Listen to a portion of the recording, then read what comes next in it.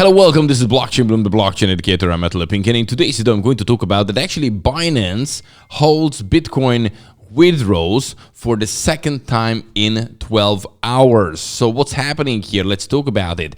Then we have, meme coins hype drives Bitcoin transaction fee to multi-year high. Actually, there was a block where the transaction fee was higher than the Bitcoin block reward. And the third news is going to be about that the 15 largest banks in the United States holds about 70% of the assets. So let's talk about that as well. So guys, all this in today's video, and don't forget that every day I make a couple of fresh videos for you to keep you up to date. So if you're interested in the topic crypto, blockchain, economy, then this is the place to be. Subscribe, bell button all, and then you will get the notifications as soon as a new video is out. If you like the content what I'm creating, then simply hit the like button. Thanks a lot, and now let's start it.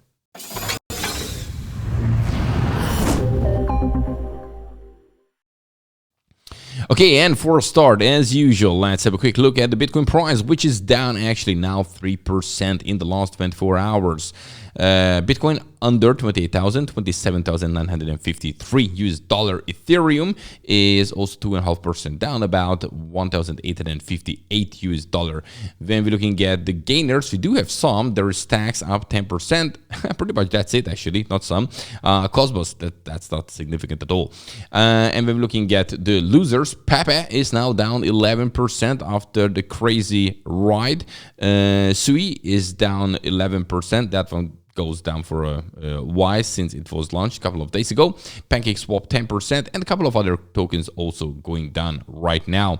When we're looking at here the candlestick chart, we can see that we broke out of this triangle here.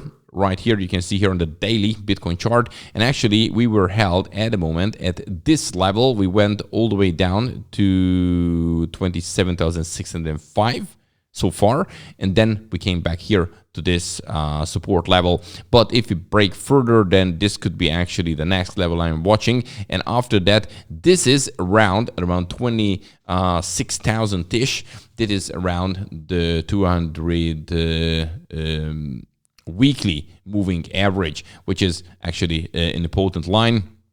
So these are the things what I'm watching, or we will come back and actually go again up. We will see. So far we broke this trend line and this triangle in the downwards direction. Okay, and some reasons for that why Bitcoin price is going down. The first news is all about that Binance holds actually Bitcoin withdrawals for the second time in 12 hours.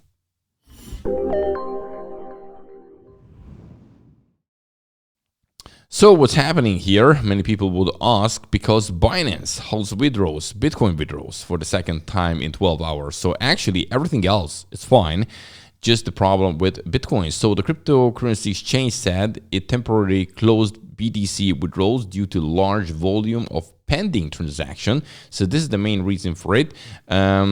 It added that the transactions were still pending, as its set fees did not anticipate the recent surge in Bitcoin network gas fee, because that went up actually significantly. The exchange provided an update almost 2 hours after the initial tweet and said it was replacing the pending withdrawals transactions with a higher fee, so that they get picked up by mining pools, because otherwise it will queue forever, kind of. Or until the transaction fee goes back. So it added that it was working on enabling withdrawals via Lightning Network, which it claimed could help mitigate such withdrawal holds in the future. Yes, this could be a solution. This is what they're working on. So make Bitcoin transactions, extremely cheap. But now, so far, actually, Bitcoin transaction fees pretty high, and I'm going to talk about the reason, but this is the reason why Binance holds withdrawals now for the second time in 12 hours. Now I'm just quickly searching on the Binance Twitter side any news. It can come out anytime, but no, nothing. This was 6 hours ago, when I'm making this video. Okay, next topic. The next topic is all about that what drives actually Bitcoin transaction fee up so high in the last couple of days.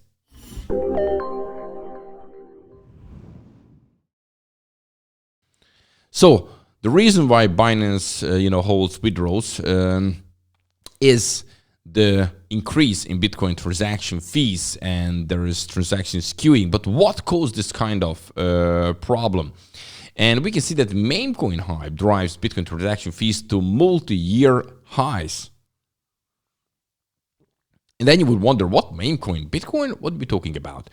But, Bitcoin transaction fees surged early May, reaching their highest point over the past 2 years, according to the data at Crypto Fees. On 3rd of May, the total amount fee paid in Bitcoin blockchain reached $3.5 million, jumping about 400% from late April. And the average Bitcoin transaction fee reached as much as $7.2 according to Wise charts. And the latest increase in Bitcoin transaction fees primarily attributed to surge in Bitcoin activity involving BRC20 transactions. According to the data from Galaxy Research, 50% of all Bitcoin transactions in May 2 were related to BRC20 transactions. So modeled after Ethereum, ERC20 token standard, BRC20 is an experimental token standard allowing users to issue and transfer fungible tokens on the Bitcoin blockchain. So the standard was introduced in March 2023, so pretty new, by pseudonymous on-chain analysis known as Domo. So this is what we can see here, and look at this. As Sunday, 7th of May, BRC20 tokens economy is valued at almost 280 million US dollar, with approximately 13,530 tokens in circulation. And this marks a significant increase from just 4 days ago, when BRC tokens were capitalized at 95 million US dollar, and there were around 10,487 BRC20 tokens. So we can see that significant increase. And look, there was actually a block, and this is also wide, where the transaction fee is higher with 6.7 Bitcoin than the block reward what the miners get. So now the miners making a lot of money with these transactions. So it's great for Bitcoin miners what's happening right now. Not that good for those who would like to do some Bitcoin transactions, because they have to pay much more right now than they used to. Right, okay, so this is the reason of the Bitcoin transaction fee increase. Okay, and now the third topic. And the third topic is about just a fact that 15 largest banks in the United States actually hold about 70% of the assets in the US banks. So we can see recently that the banking system in the United States is not in a great shape. We can tell for sure. And we can see that the biggest problems is that the smaller banks have issues, regional banks. And actually, when we're looking at how the map a little bit, to clarify how it looks like, we can see that the 15 largest banks in the United States actually hold about 70% of assets hold in the banks. You can see that the value, from the last quarter, what is held in banks, it's 19.36 trillion US dollar. And you can see here the number that the 15 largest banks in the United States hold a combined total of 13.4 trillion in assets as the end of last year. And this could change, obviously, because, I will go further in a second, but every so often there are changes in this exclusive club. Larger banks trade places with one another and small banks drop out, replaced by faster growing rivals. Mergers and acquisitions also might play a part in this. And when we're talking about Silicon Valley Bank, it used to be the 16th largest bank in the US based on assets. End of last year, it was just out of this list, 15. First Republic Bank, the 14 largest banks at the end of last year. So this list basically is from the end of last year, so not the present list. I couldn't find that. But when we can see here is the First Republic, and this is already out of the league. Okay, so which used to be, before the 16th place, Silicon Valley Bank, it's out. So we can see that the biggest one is JP Morgan with 3.2 trillion US dollar. Then we have Bank of America, Citigroup, and Wells Fargo. So these are the top 4, the major ones. And when you compare to the others, these are pretty close to each other. But these 4 are totally different league. And as you can see, First Republic's, this amount went all the way to JP Morgan, and so on and so forth. So we can see that actually when small banks are collapsing, it goes to the big guys, and already 70%, when we're looking at, it's already capped in these 15 banks. So this is crazy when we're talking about centralization and manipulation and so on and so forth. Anyway, just a side note. Guys, that's it for today. Don't forget, every day I bring you fresh cryptocurrency blockchain news, economic related news.